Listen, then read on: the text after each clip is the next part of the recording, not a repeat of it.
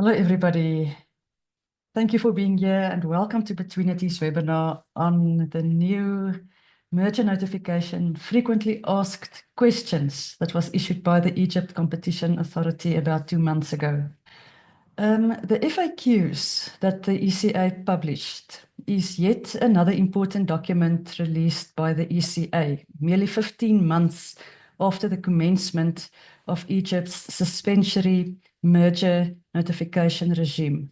And the document is important because it is one of Africa's most comprehensive guidelines on the technical aspects of merger notifiability.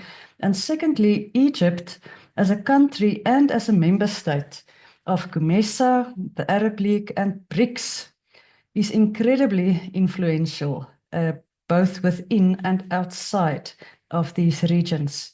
And not only have we observed this independently over the past couple of years, but Business Insider Africa last year ranked Egypt as the top African country with the greatest soft power influence over the world in 2024. So the ECA's outputs are of great consequence to us, and all the more reason to be delighted to see so many of you from all parts of the world listening in today. We have very clever attendees. Just for context, during the short lifespan of the ECA suspensory merger notification regime, the ECA has covered quite a lot of ground. For example, they approved many mergers unconditionally. They imposed conditions in a couple of mergers. They referred mergers for second phase reviews. They approved the acquisition of so-called legal control, but also de facto control, and also the acquisition of material influence over companies, and they approved mergers that they received from the Financial Regulatory Authority.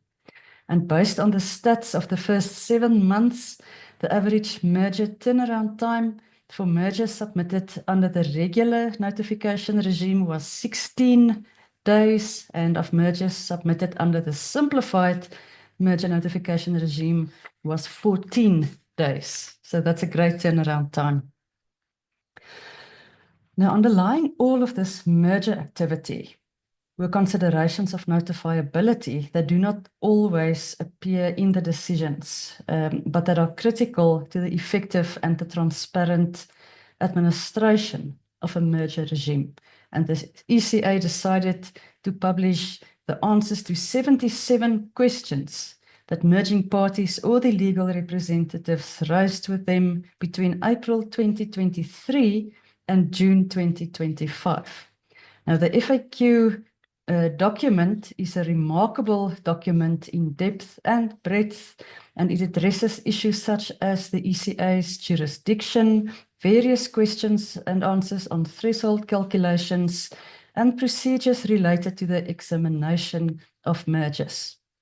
Now, soon after the Arabic document was published by the ECA, we prepared an English translation for our subscribers, and as we went through that document, we thought it might be a good idea to arrange a public session like this to obtain clarification from the ECA on particular 15 of the most important or some of the tricky FAQs dealing with, for example, threshold calculations under certain circumstances.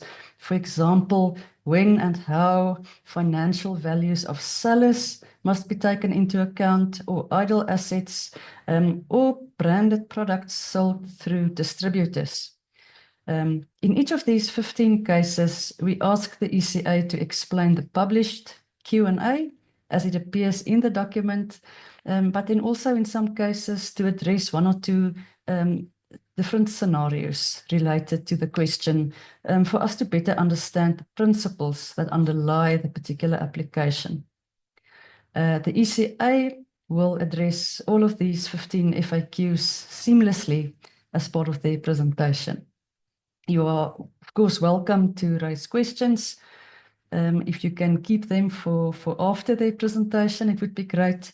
And please jot them down in the Q&A, because we are not going to monitor the chat for questions also not my personal WhatsApp or email. I will gladly engage with you afterwards, but that will not be monitored for purposes of this particular discussion. Right. If I can introduce our speakers to you today. Rana Kuwailit is the head of the Mergers and Acquisitions Department at the ECA. And among others, Rana has a master's in economic international law from the University of Paris, a master's in international and European business law from the University of Paris, a Bachelor of Laws in Egyptian law at the Cairo University, also a Bachelor of Laws in international and European business law at the University of Paris, and she's currently working towards a doctorate in law at the University of Paris. Then Rawan Sharaway is the head of one of the teams in the M&A department at the ECA. And among others, she has a master's degree in development economics and international trade at the University of Paris and a bachelor's degree in economics at the University of Cairo. And then Sarah Samir is a legal researcher in the M&A department of the ECA, and Sarah has, among others, a Master of Laws in International and European Business Law at the University of Paris, a degree in International Law and Legal Studies at the Faculty of Law, the French section of the Cairo University, and a degree in International Law and Legal Studies at the University of Paris. So you can hear that you are in good hands today. Welcome, colleagues in Egypt. Thank you so much for making time today in your busy schedule. Feel free to go ahead with your presentation. I hope that you are able to switch on your video. Can you give us some indication as to whether you are winning on that side? Good morning, everyone. Thank you for joining us today. I'm very happy to be here with my colleagues Rawan and Sarah, who will start with a quick presentation on the steps that have been taken by ECA since the entry into force of the ex-ante merger control regime on the 1st of June 2024. And also they will clarify the distinction between the two Q&As that have been published by ECA.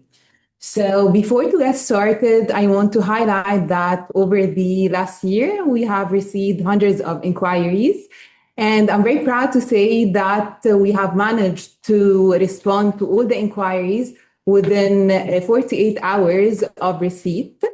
And currently, this procedure has been changed and replaced with a more structured one, which is basically the pre-notification discussion procedure. And this reflects our confidence in the legal community and the market, which is now ready for the more structured procedure and which has gained the necessary knowledge in the application of the new regime. So also I want to thank Udi so much for organizing this webinar and for giving us the opportunity to be with you today. With that, we can start now with the presentation and then we'll move to the discussion. Hello, everyone. This is Rawan Sharawi. I will start with the presentation. So today we will have a very short presentation on some statistics concerning the ex-ante merger control regime since it started from June 2024 and all the statistics that happened till the end of June 2025. And then we will have a small comparison between the Q&As that has been published on 30 May 2024 and the second version of the Q&As that has been published on the 22nd of June 2025. So starting with the ex-ante merger control statistics. So during the period between the 1st of June 2024 and the 30th of June 2025, ECA has received 98 notification files during this period and it issued 84 decisions. From these notification files and decisions, 47% of the total number, they were submitted as regular notification forms. However, 48% were submitted as simplified, and 5% were submitted according to and came to us from the Financial Regulatory Authority. Now, concerning the average working days taken in order to review these notification files and issue a decision. So for the regular procedures, it took the team 17 working days to issue and to submit the report to the committee date. And for the simplified, it took 12 working days. However, for the FRA, it took 5 working days in order to send the report to the committee. Concerning the type of decision for received notification, so as we can see that for the regular notification, 86% of the notifications, they were cleared without conditions, and 8% were non-jurisdiction. However, 3% they were issued with clearance. The decision was given with a conditional clearance with some conditions, and 3% were referred to phase 2. However, for the simplified procedure, they were either cleared or they were non-jurisdiction. So 93% of the decisions were cleared and only 7% were non-jurisdiction. And same for the notifications from the FRA. So 60% were cleared and 40% were non-jurisdiction. Now we will move to the comparison between the Qs and As with Ms. Sarah presenting this part. So, hi everyone. Regarding the Qs and As, we ECA have issued both Qs and As for the purpose of elimination of any confusion to the parties and enhancing the legal certainty. However, the point of distinction between both, we can say that the first one issued on 2024 is for the purpose of explanation of the law, while the one issued in last June 2025 was in the purpose of application of the law. So as Rana has mentioned before, that it was prepared in the context of the inquiries that the ECA had received since the promulgation of the law in 2022, by the end of 2022, until the last June in 2025. So if we compared both, as you can see on the screen, the first one had, or both actually have went through the same structure concerning the ECA's jurisdiction, the notifiable economic concentrations, the procedures, the substantive assessment, the decisions, and so on.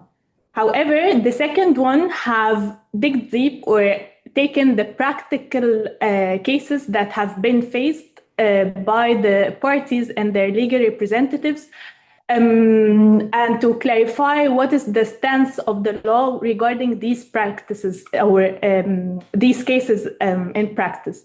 So the new Qs and As, for example, have tackled the notifiability of the economic concentration, but regarding the acquisition of, for example, minority yet controlling shareholding in a company, or the transition from joint control to joint control, or the procedures, the triggers of the clock, and the fees, filing fees, the acquisition by several acquirers, and so on. And I think we will go through deeper these questions later on in a few minutes. So I don't want to just cite all the questions, but this was the aim of the new Qs and As, to just eliminate any sort of confusion in practice. So we'll go through the questions now. Yeah, I think so. So let's start the discussion, and we'll start with the 15 questions that have been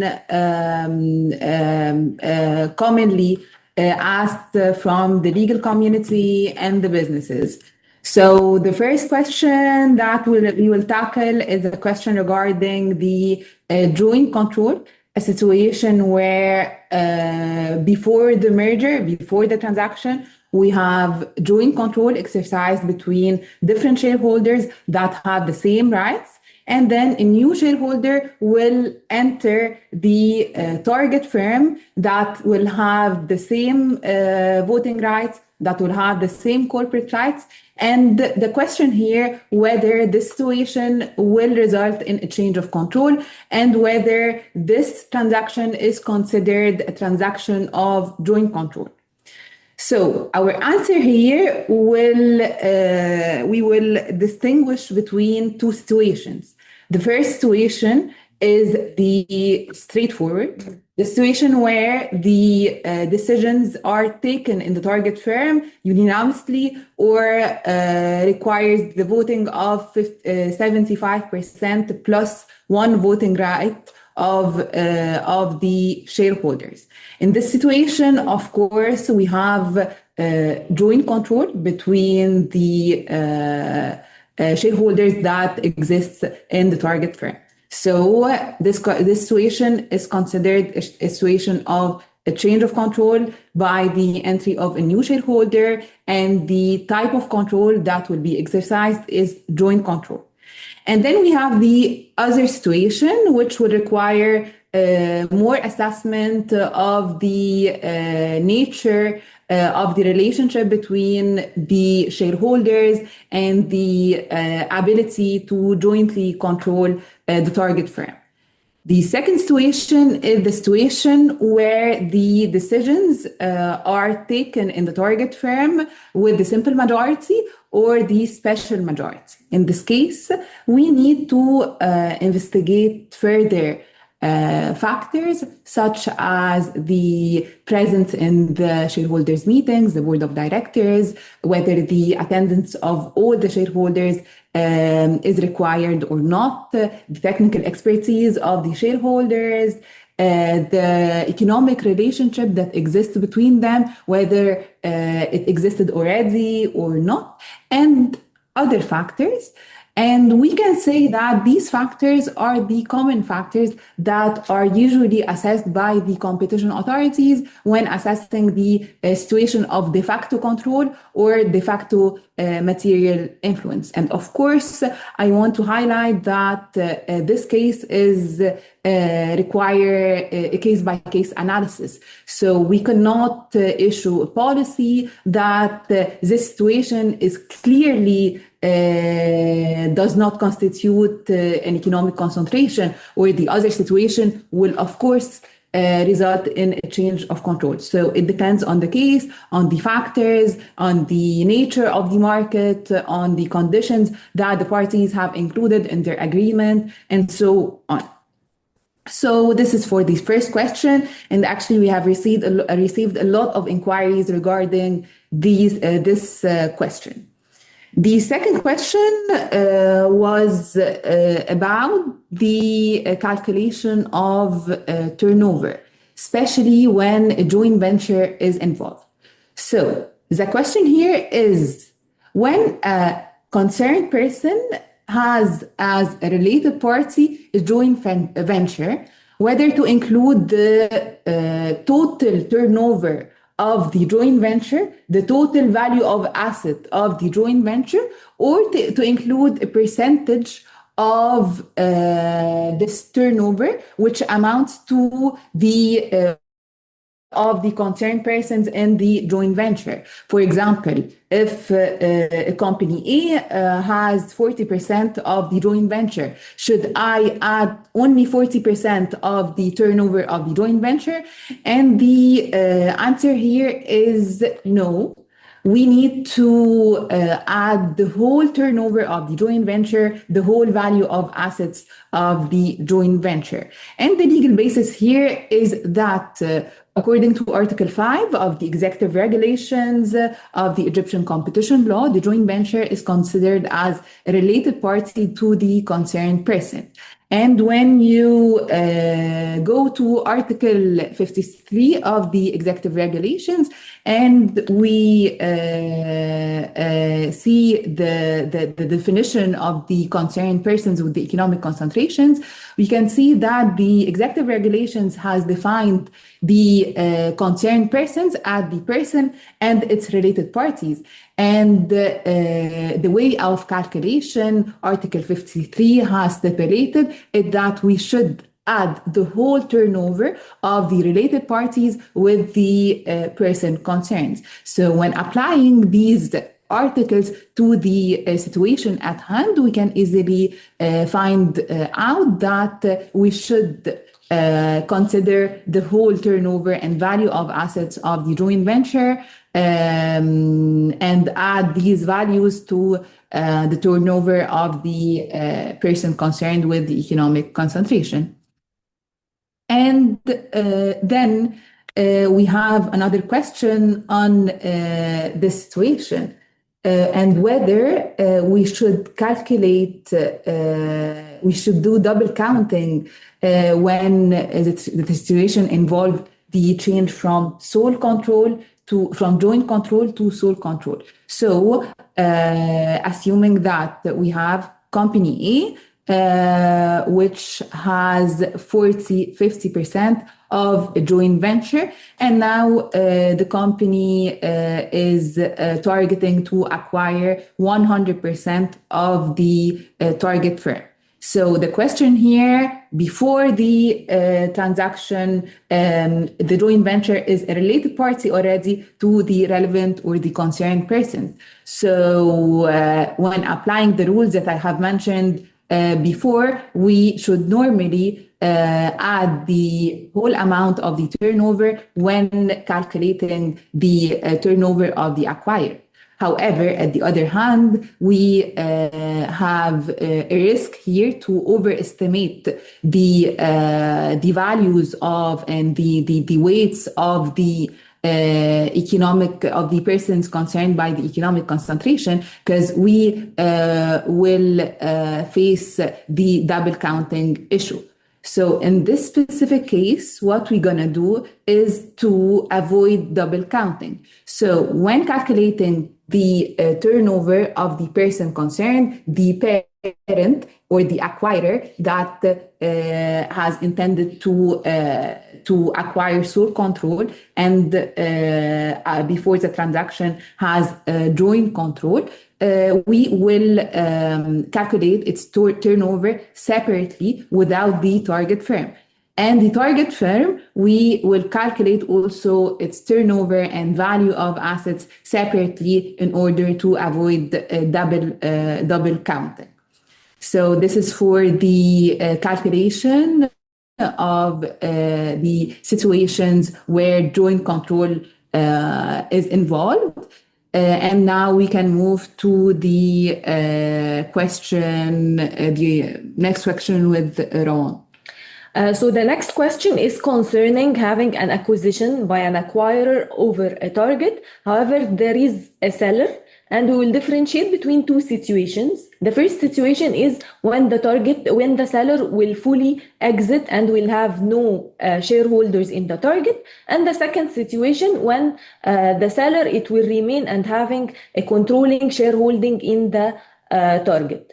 So concerning the first situation, so as for example, if the acquirer, it will acquire 90% of the target, however, the seller will remain with 10%. However, these 10% will have no control over the target whatsoever. So he will have no rights, he will have not any reserved matters over the target. So in this case, we will not calculate the turnover of the seller as part of the turnover of the target. Because in this situation, the seller is not considered as a related party to the target, and accordingly, his turnover will be excluded, and we will only, in the combined turnover, we will combine the turnover of the acquirer and of the target with its subsidiary, excluding the turnover of the seller.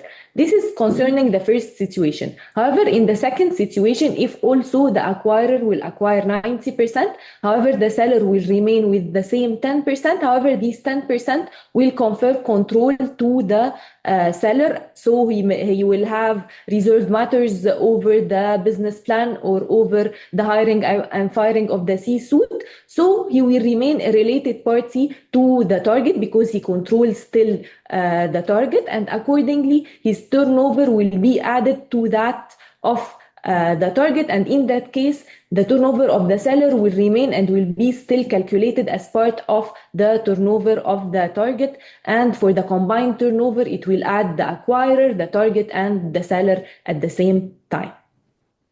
Now we can move to the next question concerning the financial statement if they are audited for the year 2023 and they are approved. However, they have not been yet audited or approved for the year 2024. However, the figures, the turnover and the asset figures, they meet the notification threshold and they will trigger the notifiability of a transaction.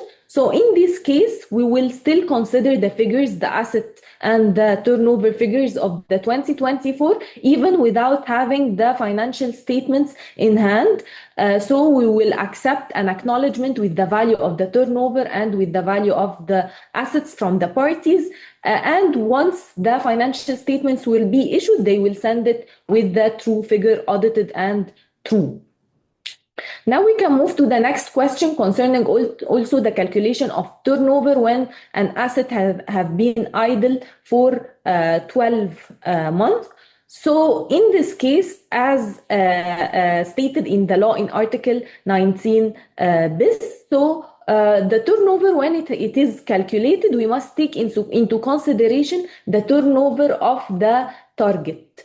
So accordingly, in case of acquisition of an asset, and we have two scenarios. So if this asset has been generating a turnover for the past year, so in this case, when it has been idle for 12 months, we will take into consideration the turnover that has been generated of this asset during the period just before it has been idle.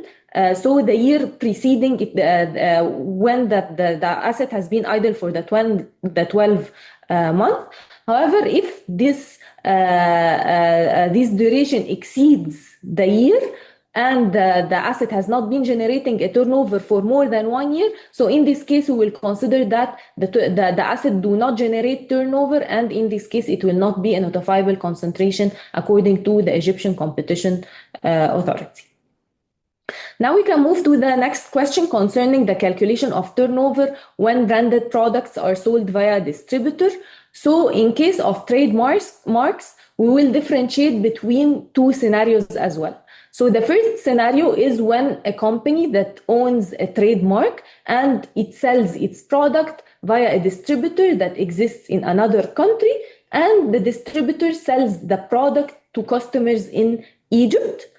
And the other situation, if all the company owning the trademark at the distributor and the end consumer, they all exist in Egypt. So in the first situation where the company owning the trademark sells its trademark to a company, to a distributor outside of Egypt, and then the distributor sells the product to customers in Egypt. So in this case, we will consider the value of the product sold in Egypt, regardless of whether this trademark, it generates the turnover via the company owning the trademark or via the distributor. So we will just consider the revenue that has been generated in Egypt via the distributor or via the company owning the trademark. In the second situation where all the three of them already exist in Egypt, so we will consider the turnover generated from the company owning the trademark and not that of the distributor. This is also to avoid the double counting. So we will take the revenue generated only one time, and it will be the revenue generated by the company owning the trademark. Now we will move to the other questions concerning the power of attorney with Sarah. So the power of attorney have been mentioned in your questions regarding question 37 that states that whether the parties need to submit a power of attorney or is it fine to submit a proxy. So the Q&As and the law have stated that according to Article 56 of the Executive Regulations, a scanned copy of the power of attorney issued by the notifying person with the original available for review. A POA must be authenticated by the Ministry of Foreign Affairs if it's issued outside Egypt. So why is it power of attorney and not a proxy? Because the power of attorney is more legally binding, and it gives the authority to the acquiring person or the legal representative to represent legally the person before the authorities. In addition, the proxy have limited applicability and is limited to a certain event. However, the power of attorney is accepted and it's legally binding to the party and has a more legal authority towards the entities it represents the parties with. So that's why we have chosen the power of attorney, and we didn't need a proxy to replace a power of attorney. And in addition to this, the parties who need to submit the power of attorney are the acquiring person, in case of acquisition, or the merging persons, one of the merging persons in case of mergers, and the parents in case of joint venture, and this in accordance with Article 55 of the ER. And that's why the power of attorney needs to be submitted. Moving to the next question, which is the question 42.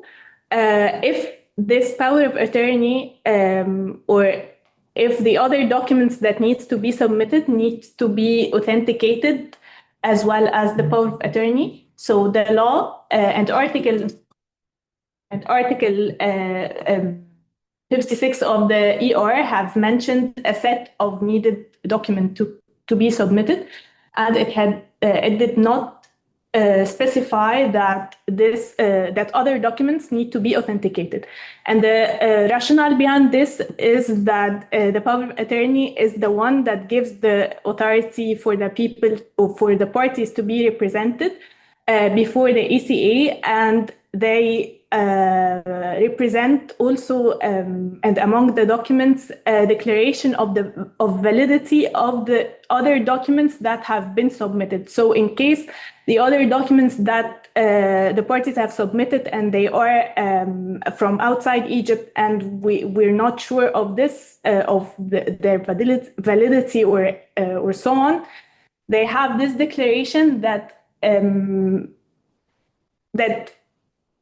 change the responsibility or make the representatives bear the responsibility of this validity of the submitted documents.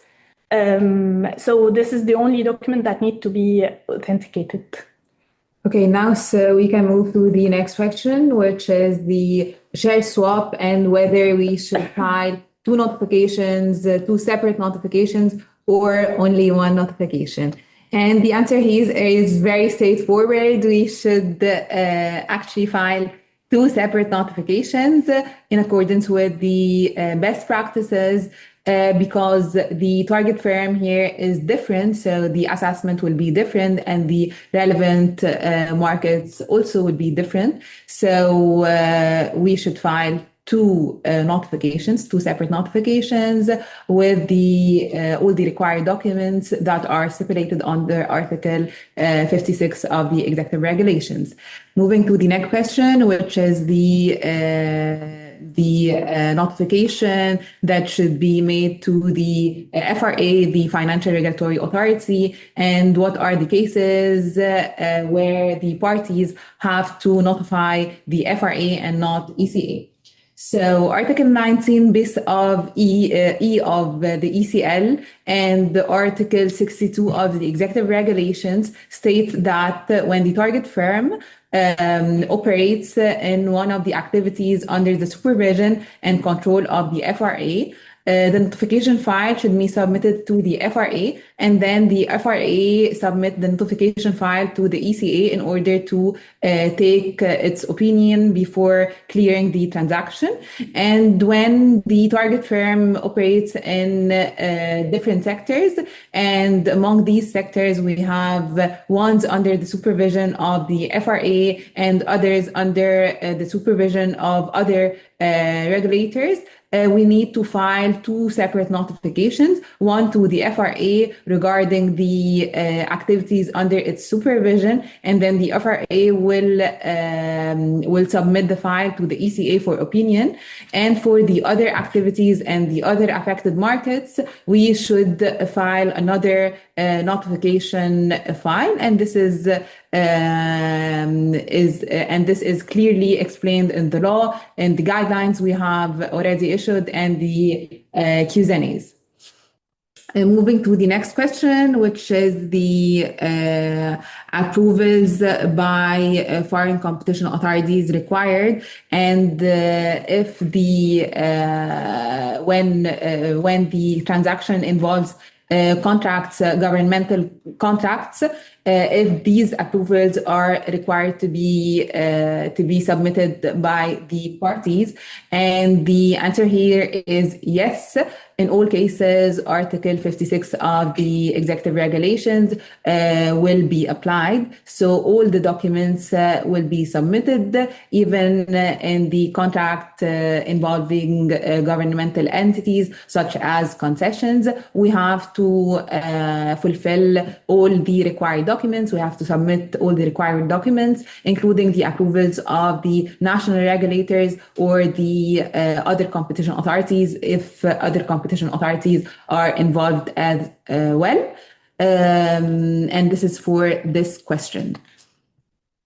Moving to the next question regarding the POA. So regarding the POA, as previously mentioned, parties need to submit a POA, an authenticated POA, in case it's issued outside Egypt, as well as they need to submit the national ID. So what is the difference, or why both are needed? As I mentioned before, the parties who need to notify is the acquiring person in case of notification of acquisition. Sorry.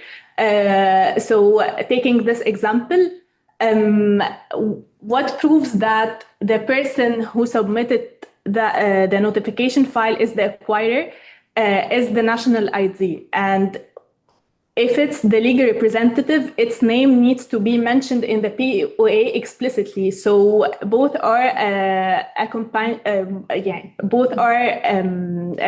belonging to each other, and we need to prove that this person exists in the POA and that this person is authorized by the acquiring person.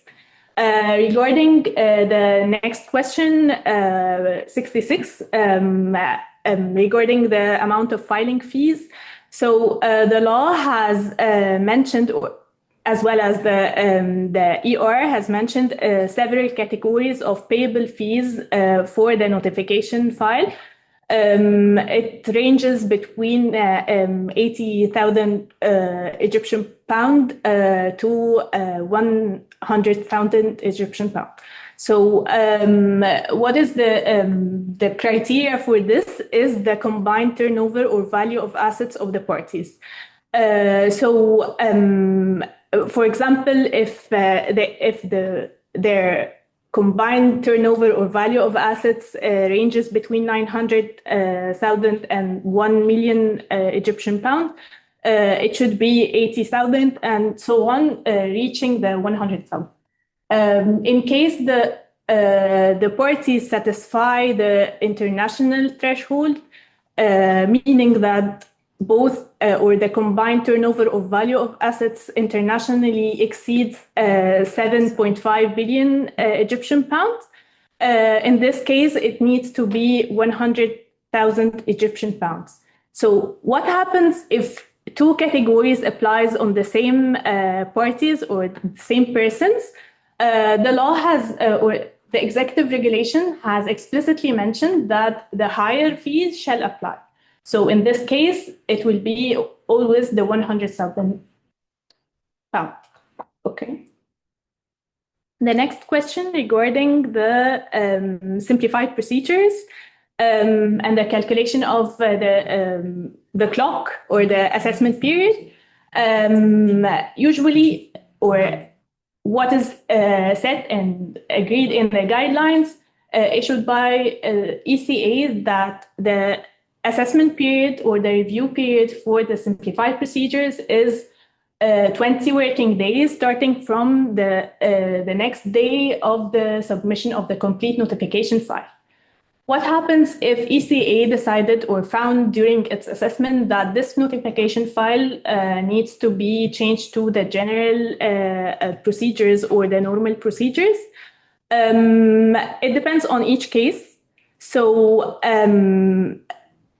the best case or the first case, or what's usually happens by ECA or followed by ECA, is that we finish the assessment and ECA issues a decision within the 20 working days without any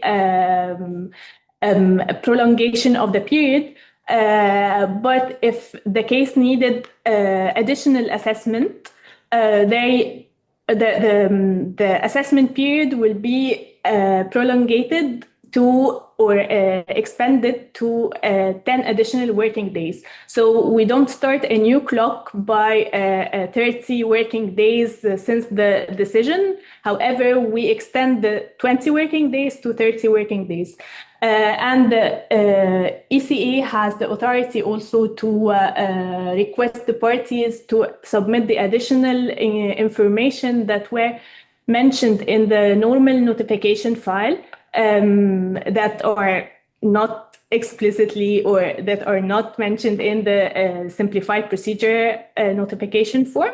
But usually ECA doesn't ask for this for the purposes of accelerating the procedures and issuing its decision within the working days.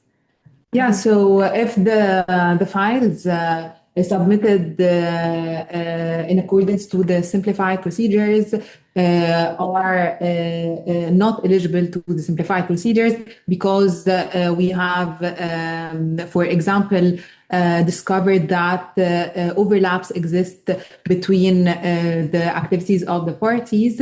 Usually in the cases where the market shares of the parties is not that big or not that high, and the transaction is unlikely to raise competition concerns.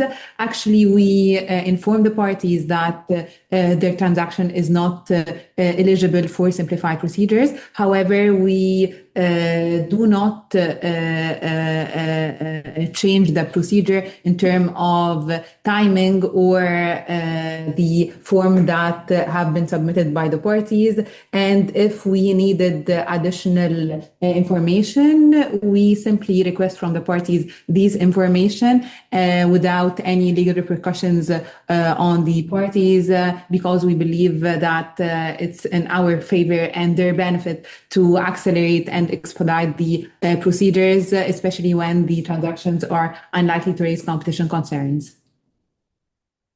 So I think that these were the questions that have been frequently asked. And now I think we can move to the discussion from our participants. And we can see that there are already two questions. One regarding the invoices for the filing fees and whether ECA could provide an invoice after the issuing of the decision. And actually, in fact, ECA does not issue any invoices. However, the requirement of the fees, of the filing fees, is required in order for a filing to be considered as complete and to kick off the legal deadlines.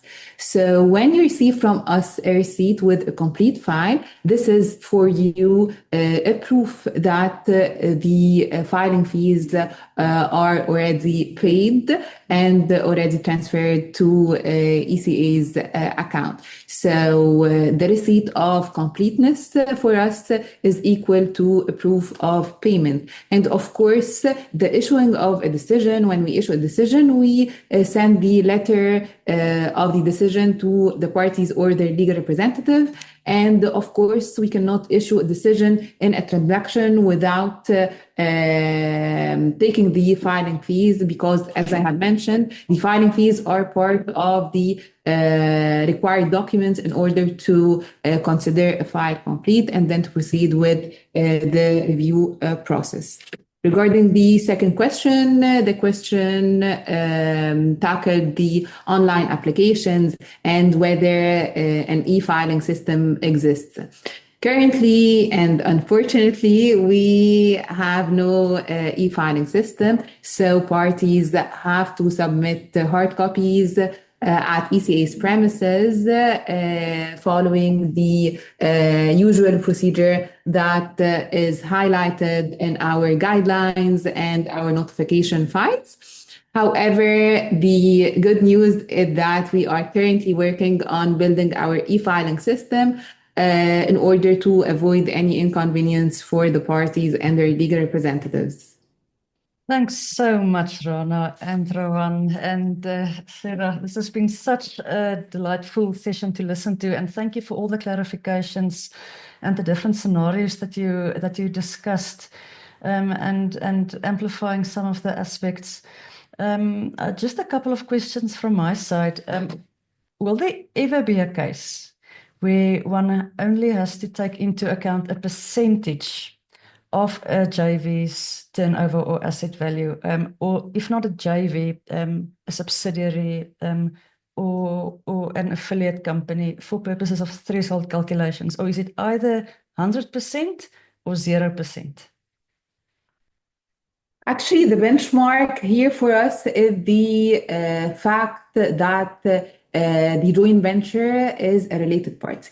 Yeah. Once we consider the joint venture as a related party, the whole turnover, the 100% of the turnover or the value of assets should be added and should be concerned. So we do not consider the percentage of ownership of the parent in the joint venture. Even if he has like 20%, however, he jointly control the joint venture with another parent. So in this case, the whole amount of the turnover should be considered when calculating the value of assets and turnover of the concerned person. Right, that's interesting. Okay, thanks, Rana. Before I continue, there's a question. Are there any plans to update the MOU with the COMESA Competition Commission of 2016 in relation to mergers that fall within the scope of both regimes? Actually, we have a continuous cooperation relationship with the COMESA Competition Commission, even before the entry into force of our merger control regime. We have managed to assess many critical mergers through referrals from the CCC. So I think that maybe we can update our MOU. However, in practical work, I think that we have managed to work effectively and efficiently with the CCC because we have a long relationship of cooperation on the transactions that are notifiable in Egypt, in the COMESA. And even, as I said before, the promulgation of the law and its entry into force, we have managed to impose some remedies on some major and critical mergers through the CCC. Right. Thank you, Rana. Another question also pertains to that relationship, and that is, I would appreciate clarification on the ECA's current position regarding the COMESA one-stop shop regime. Specifically, if a transaction meets the COMESA notification thresholds and is duly notified to the COMESA Competition Commission, but also independently meets the Egyptian national merger control thresholds, does the ECA require a separate national filing in Egypt? Will the ECA take enforcement action or impose penalties for failure to notify at the national level if the merger is duly notified with COMESA? Yeah. So actually, the law is very clear in this regards, and the law states that any notification to any other regional authority or national authority does not prejudice our right in reviewing the merger. So I think that I will stick to what is stated in the law because the words of the article are very, very clear.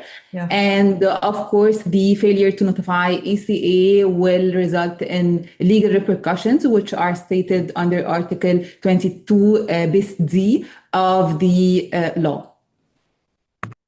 That's very interesting. In other words, Egypt does not really form part of the one-stop shop type regime. There is a dual obligation to file with both authorities. Actually, as I have mentioned, I think that we managed to maintain a long and strong relationship of cooperation with the CCC and other regional authorities. And of course, the one-stop shop is our aim. However, the current situation is highlighted in our law. And of course, we continue to cooperate with the CCC in regards of the different filings, whether they are filed in the CCC or at ECA. Yes, thank you very much, Rana, for that. If I just can quickly come back to question 15 of the FAQs. Regarding the statements to use, you will recall that there's this scenario where you have a 2023 consolidated financial statements, and based on those financial values, thresholds are not being met. But based on the most recent figures, 2024 figures, it's not yet formalized in annual financial statements, but let's say based on your management accounts, you do make the thresholds. Can I just clarify that this is then indeed the basis for a notification? In other words, you do not go to the 2023, which is formal, you take the 2024 because it meets the threshold. Yes, according to the law as well, that notification is triggered according to the latest figures of the most audited financial statement of the most recent year. So accordingly, when the most recent year, which is 2024, it has figures of turnover and asset values that meet the threshold, and that this figure has been concluded. However, the financial statements have not been issued yet. So yes, it triggers the notifiability, and we accept an acknowledgement. And once the audited financial statement are issued, we then accept these financial statements. That's fascinating. Great. Quickly jumping on Q&A again. You mentioned that there's no e-filing system in place at the moment. Does the ECA accept email notifications, particularly for merging parties without a physical presence in Egypt? Yeah. Currently, as I have mentioned, we have no e-filing systems, so notifications via email are not accepted. However, if the parties have particular issue to deliver hard copies to the ECA, they can engage with us in pre-notification discussion. They can reach out through the merger notification email, and we'll figure out what solution we can do for helping the parties and their legal representatives. Right. Or they can make use of a distributor to deliver their branded product at the ECA's offices. Right. Another question. Is an acquisition of 25% shares with no preferential or veto rights automatically deemed to amount to material influence? No, actually, according to the law, material influence is defined as the ability to influence strategic decisions and the objectives of the target firm. So if you acquired the 25% of the shares with no rights, no preferential treatment, no preferential rights or veto rights, and also no access to confidential information, no representation in the board, no representation in the meetings. And in this case, you can, it might be a situation where no material influence arises. So I think that we have to assess the other factors, and especially the de facto material influence situation, and whether there are other factors that should be considered in order to figure out whether this acquisition will amount to a material influence or not. So I think that it's a case-by-case basis. However, what I can say is that when you acquire 25% of shares with no rights, no corporate rights, only financial interests, and without any representation in the board, and without access to any information regarding the information of the target, and especially the sensitive ones, I think that this situation might not be considered as a situation of material influence. And of course, Article 50 of the executive regulations states that it's most likely that 25% would amount to material influence, because you will have the power to block the decisions that requires a supermajority. However, as I said, and as you have mentioned in your example, that no rights exist, no corporate rights exist, no veto rights exist. So you need to differentiate between the two situations. And of course, in the executive regulations, we are talking about simple presumptions, and so you can prove easily that there is no material influence in the situation at hand. That's interesting. In other words, material influence is not a separate concept. It's not completely separate from the concept of de facto control. It is related to that in the sense that it constitutes that missing 25 when you want to get to the 75. Actually, it's the same assessment. However, we have the control, which is the highest level of influence, and then we have the material influence, which a lowest level of influence over the target firm. So we have the control, which is the control over the daily decisions, the decision regarding the economic activity of the target firm, such as the marketing plans, the sale plans, the pricing policy, and so on. And then we have a lowest level, which is the material influence, and which is basically the influence over the long-term strategic plans of the target firm. And in other words, the influence over the competitive behavior of the target firm. And in the situation of control and also in the situation of material influence, so we have two types of influence. We have the de jure influence, what's written in our SPA, our agreement as parties, and we have also the de facto assessment of the control and material influence. And here we should take a lot of factors in order to see and to assess whether this acquirer will acquire control, de facto control, or material influence. And as I have mentioned, you can take into consideration the ranking of the person among the other shareholders. You can take into consideration its technical expertise, its economic relations with the shareholders, the other shareholders, the patterns of attendance and the meetings of the board of directors or the shareholders meetings, and so on.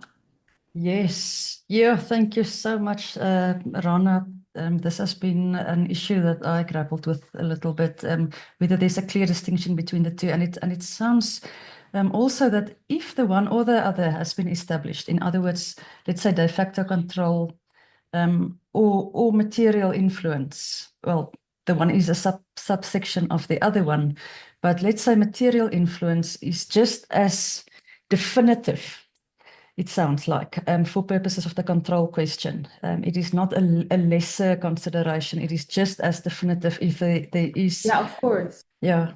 Of course.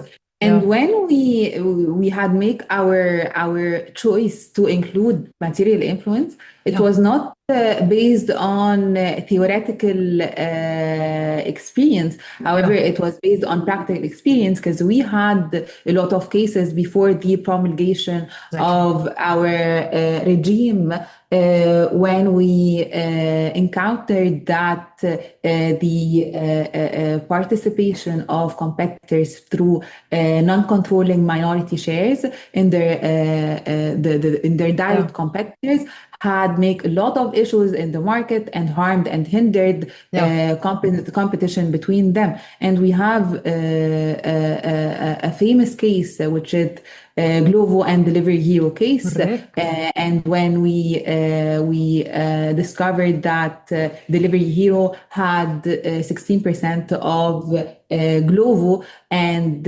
with this 16%, they managed to access confidential information regarding the operations of Glovo in Egypt and to influence their behavior in the Egyptian market. And this 16% has given Delivery Hero the supermajority right, meaning that if Glovo was to issue a new investment round, they have to take the prior approval of Delivery Hero. And the agreement that was implemented by the parties was that if you want to issue new shares and if you want to raise investments and to extend your operations, you must exit the Egyptian market. So actually, the non-controlling minority shareholding here has led to an anti-competitive agreement, which is market allocation agreement, which has hindered the competition in the online on-demand food delivery services market in Egypt. So this experience in one hand, and on the other hand, when we saw the best practices, for example, Germany and India, and a lot of other countries, we have considered that material influence is key to be included in our definition of economic concentrations, because I think that it complements the concept of control, and of course it has a beneficial impact on how to restore competition in our markets. Right. Thanks very much, Rana. I'm quickly going to the next question. Article 50 of the exec regulations provides that material influence is established in a situation of ownership of less than 25%, where inter alia there are common shareholders between the acquirer and the target undertaking. The question: there are often common shareholders in listed entities. In what circumstances will this be found to comprise material influence? I think that we have answered this question already.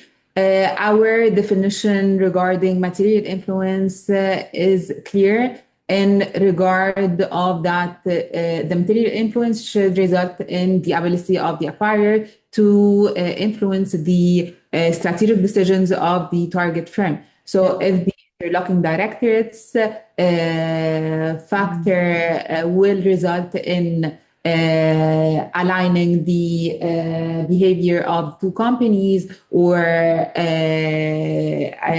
the acquirer to gain the ability to influence the strategies of the target firm, this of course will lead to an acquisition of material influence that should be notified to ECA. And the fact that the companies are listed or not, actually this is not taken into account in the assessment. Right. Thanks very much, Rana. Just quickly regarding the question regarding the idle assets, do I understand correctly that if they've been idle for a year, then you'll take the financial values into account of the financial year prior to them being idle? And then what happens if they've been idle for, let's say, 2 years? I'm not sure whether you answered that and I just missed that, but let's say they've been idle for 2 years. Will you go back 2 years, or will you regard that as being idle for sufficient time not to take it into account at all? No, if it has been idle for more than 1 year, like for example, for 2 years or more, so in this case, we do not take into consideration the turnover that it has been generating for for the past 2 years. So we consider that it has been idle, that it does not generate turnover, and accordingly, it will not be notifiable to ACA. Right, I see. I see. Thank you so much for that. Regarding the exchange of shares, I understand that there are two merger filings involved because there are two acquirers and two targets. Will there also be two filing fees payable? Yeah, Or of course. I see. Actually, yeah, of course, we have two separate notification files in this case, Yeah. and two separate acquirers and two actually different acquirers. Yeah. So the filing fees and all the other required documents must be submitted to Yeah. the ECA. Yeah. What we can do for the parties for ease of procedure is that we issue the decisions regarding the two files at the same time in order to avoid any inconvenience that can be caused for filing two filings and not one single file. I see. Right. And does the ECA use the concept of indivisible transactions? This is something that we use in South Africa when there are certain characteristics. Let's say there are three mergers, but they all form part of the same deal. To refer to it in simplistic terms, then there is basically three merger. Well, all of them are considered to be one merger. So all of the calculations are made on the basis that they are one merger. And one Yeah, I filing understand you. fee. Yeah, one Yeah, I filing fee. understand you. Yeah. It does Actually, that. you're referring to the case of interdependent or interrelated transactions, and the transactions that could be considered as one single transaction because they are part of one economic objective followed by the parties. So I think that currently we do not apply this concept. However, we have encountered this issue in many files. So we are now considering how to introduce this option because the law is silent in this regards. So we are figuring out how to ease the process, the filing process regarding this type of filings for the parties. However, once we reach a solution, we of course will publish guidelines regarding this type of mergers. Right. Thank you, Rana. With reference to the Financial Regulatory Authority, they will do the bulk of the evaluation when it's a financial merger, and then they will send it to the ECA for your input. What would your input entail? Because it appears from the timelines that you go through that quite quickly. Is the scope small, or are you just so efficient and clever that we expect? Yeah, actually, the legal timeline is very, very tight. We have only 30 calendar days. And if we exceeded the deadline, the silence equals approval. So if we exceeded the 30 days, it means that we have issued a favorable opinion in regards to the transaction. So what we do now is that in all files coming from the FRA, we have actually found the market shares of the parties easily because the FRA publish for each of the activities under its supervision a statement compiling all the market shares of the market players involved in each activity. So the the information here is publicly available, so we can double check easily. And actually, till now, we didn't encounter any problematic mergers that are referred to ECA from the FRA. So till now, we didn't encounter any practical issues when it comes to the timeline and so on.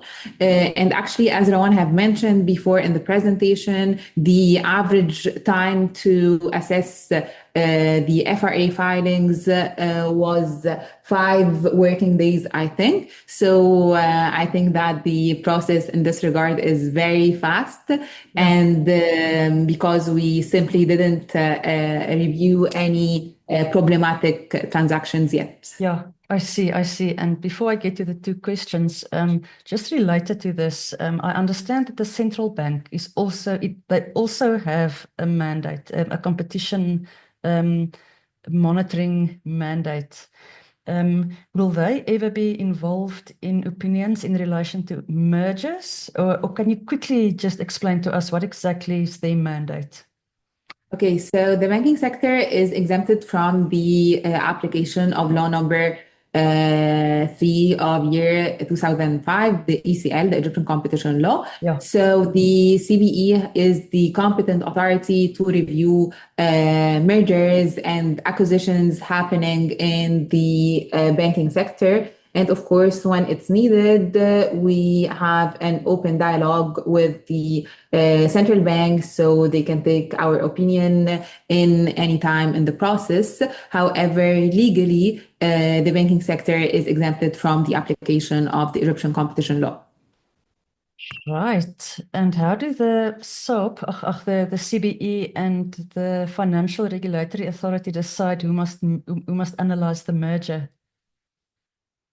No, actually, the FRA or the Financial Regulatory Authority is completely independent from the Central Bank of Egypt. The Central Bank of Egypt supervises the banking sector, and the FRA supervises the financial non-banking sector. So when it comes to the FRA, as I have mentioned, Article 19 bis E applies. So the FRA does not review competition concerns or the anti-competitive effects of mergers, and they refer the file to the ECA in order to do this part of the assessment. However, the situation is completely different when it comes to the banking sector, because the whole sector is exempted from the Egyptian competition law. So the CBA is doing the substantive assessment of the mergers that happen in the banking sector and not the ECA. I see. Thank you very much, Rana. There's a follow-up question regarding idle assets. What if the idle asset significantly increases in value? Is that not taken into consideration? According to Article 19 bis, the target, what we take into consideration is its turnover value and not the value of the asset. So accordingly, if the value of the asset increased, however, the turnovers that has been generated from this value did not increase, so we'll take into consideration only the turnover generated from this asset. That's interesting. Thank you very much, Rowan. Another question regarding the establishment of a JV out of Egypt by 2 parties based out of Egypt, but one of the parties is achieving revenues in Egypt, meeting the threshold. So I'm just repeating that regarding the establishment of a JV that is outside of Egypt by 2 parties based outside of Egypt, but one of the parties is achieving revenues in Egypt, meeting the threshold. Can you please elaborate more on whether or not such a transaction would be notifiable and based on which threshold? Okay, so regarding the establishment of a joint venture, we have first to review whether the domestic turnover is fulfilled or the international one. Yeah. And obviously, in this case, I think that the domestic threshold is not fulfilled, and that only the international threshold is fulfilled. And when you read Article 19 bis of the law, you will figure out that in order for the international threshold to be fulfilled, we have two conditions. The first one regarding the combined turnover, it shall exceed 7.5 billion in the world, and one of the persons shall exceed the turnover of one of the persons shall exceed 200 million in Egypt. And when you read this in light of what we have added in our guidelines and our notification file, that the person that should have a turnover in Egypt should be the target firm. And here in the establishment of a joint venture, the target firm is the joint venture. And obviously the joint venture has no turnover because it's an establishment of a new joint venture. So in this case, the international thresholds are not fulfilled because of the additional condition we have added in our guidelines and our notification files. Right, thank you very much, Rana. Another question. In an acquisition where the target constitutes a single economic unit comprised of two or more legal entities, for example, two factories jointly producing the same final product, would this be considered a single transaction requiring one filing, or would it require separate filings for each target legal entity? I think it relates to the issue regarding the interrelated transactions. If the latter applies, how can it be ensured that parties do not exploit this by structuring the deal in a way that splits the turnover across different legal entities in order to avoid triggering the notification obligation? It sounds like a regulator asking this question. There are a couple of them on the call. I think that this question should be tackled in a pre-notification discussion procedure and not over a webinar. However, I will try to give simple guidance. So I think that this question tackles the fact that two entities control the same factory. So whether the two entities should file separately or should make one single file. I think that we should clarify whether the transaction involves this factory, so whether they will acquire jointly this factory, whether they acquire control over this factory.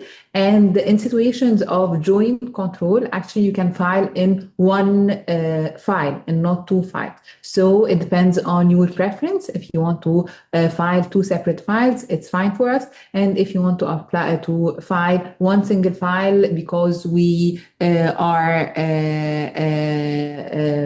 in front of a situation of joint control, acquisition of joint control, this is the choice of the parties. However, in cases where each of the parents of the factory will acquire separate target firms, in this case, of course, they should file separately, separate notification files, because the assessment of ECA will be completely different based on the parties involved and the target firms that are involved.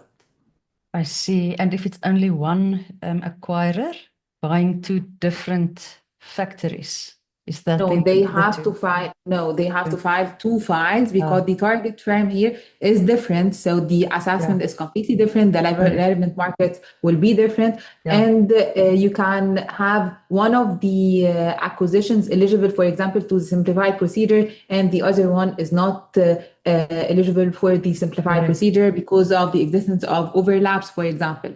So I think that this will affect the whole process and the whole substantive assessment. So that's why two notifications are required. Right. And if they are very similar, if the two factories do very similar things, it may be wise to discuss with Rana as part of a pre-notification meeting some of those details. Invite you all for scheduling pre-notification discussions with the specialist. That's right. Yes, some tea and cake at the ECA at the Smart Village. Right, the notification form is quite intricate as it requires info on sister entities and the like. Why is this granular detail required as these entities are not in the direct economic concentration in the transaction? Okay, so sister companies are, in light of Article 5 of the executive regulations, related parties to one of the concerned persons, whether the target firm or the acquirer. So when assessing the overlaps that exist between the two entities or the two parties, we shall take into account all overlaps between the related parties. So sister companies actually do affect the substantive assessment of ECA because all related parties should be considered when assessing whether the merger will result in anti-competitive concerns or effects or not. Right. Thanks, Rawan. And then someone says we also noted that there's emphasis on whether entities are special purpose vehicles or not. And why is that significant?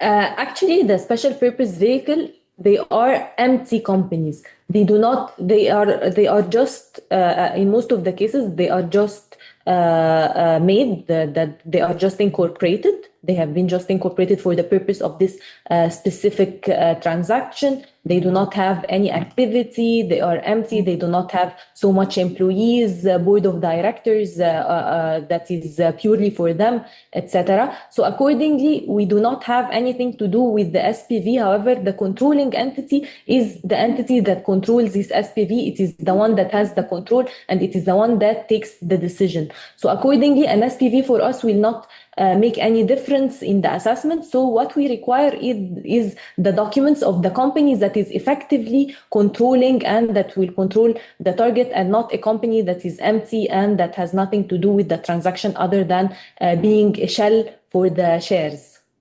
Yes, thanks very much, Rawan. And just the last question from my side regarding the scenario that you described in relation to government contracts.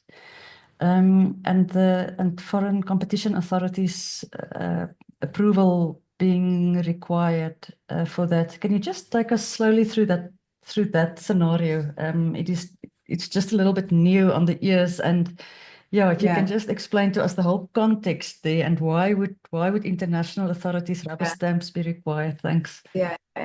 See, we have received this question a lot. And this question was regarding concession agreements in specific. And in the context of concession agreements can involve companies that operate in many countries. So we can have an acquirer with an international turnover because the acquirer has a lot of activities in different and several countries. So it may happen that a concession agreement concluded in Egypt may be notifiable to other competition authorities. And when we have received this question from several legal representatives, we thought that it's very important to highlight in our FAQs that all the approvals that have been received by other entities, whether national or international or regional, should be submitted with the required documents according to Article 56 of the executive regulations. Right. Oh, thank you very much, Rana. I think we're a little bit over time already, but we just thank you so much for your generosity of time and spirit and knowledge. It's really so much appreciated, and thank you for enlightening us. As you see, there's a couple of regulators on the call as well, so it's not only guidance that you provide to the market, but also to your colleagues trying to solve some of these more difficult, nuanced issues. So thank you so much for your wonderful assistance with this session and for staying so long and again answering all the questions. It's really fantastic. The previous time when we had Rana here, we discussed the vertical agreement document, the vertical guidelines, and that resulted in an award at the ICN, if I remember correctly. So we're looking forward to see what's going to happen. Hopefully the FAQs will result in another award. Absolutely. I wouldn't be surprised. As I said, this document is really taking the lead on this issue in Africa. So you can be very proud of that. And thank you for the quick turnaround on this. It helps so much if there's so much clarity in the market. So thank you. Thank you so much. Thank you. Thank you so much, Udi, for your continuous support. Thank you for organizing this webinar. Thank you for giving us the opportunity to be with you today. So thank you so much. We really appreciate your continuous support. Absolutely. That's a great pleasure. You must have a lovely day and a lovely weekend. You must stay well. Thank you so Thank you much. so much. Have a nice day. Thank you. Thank you. Bye. Stay well. Bye-bye. Thank you, ladies and gentlemen. Have a lovely day and stay well.